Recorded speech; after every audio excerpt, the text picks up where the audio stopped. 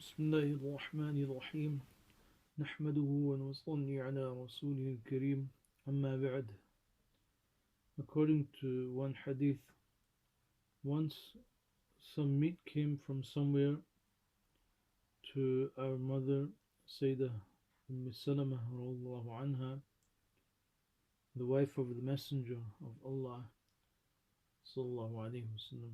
Rasulullah sallallahu alaihi wasallam liked meat a lot. She therefore asked her maid to keep the meat on the shelf.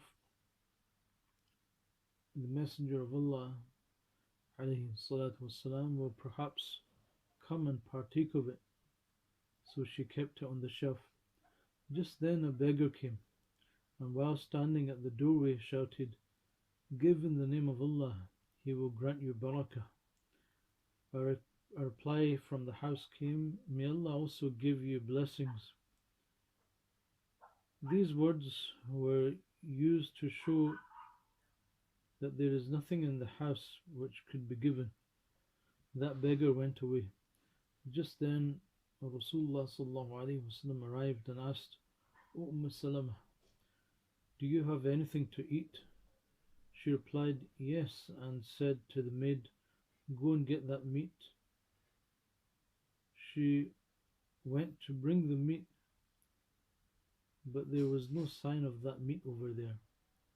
Only a piece of white stone was kept there.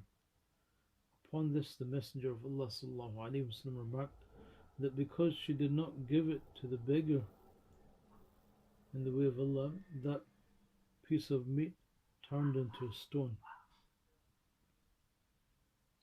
The moral of the story: just think that due to not giving in the way of Allah, this misfortune occurred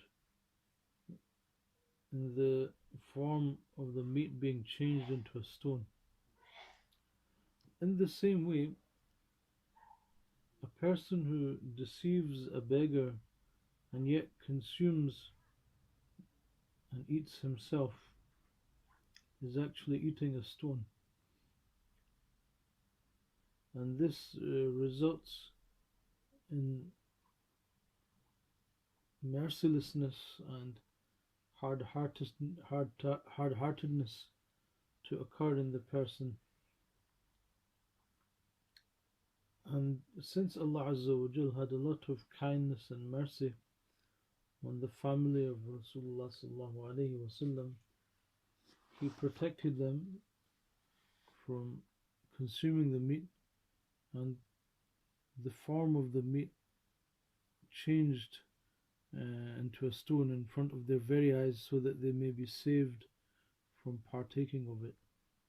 So this is a great lesson for us, that to be honest in spending in the path of Allah subhanahu wa ta'ala, and spend upon a beggar, a person who asks of something, and not to deceive the person that is questioning, so as not to be a recipient of the misfortune of consuming that wealth that should have been spent in the way of Allah subhanahu wa ta'ala, and receiving the lack of blessings that comes with it. May Allah subhanahu wa ta'ala grant us the tawfiq to take heed. أقول قولي هذا أستغفر الله لي ولكم ولكافة المسلمين فاستغفروه إنه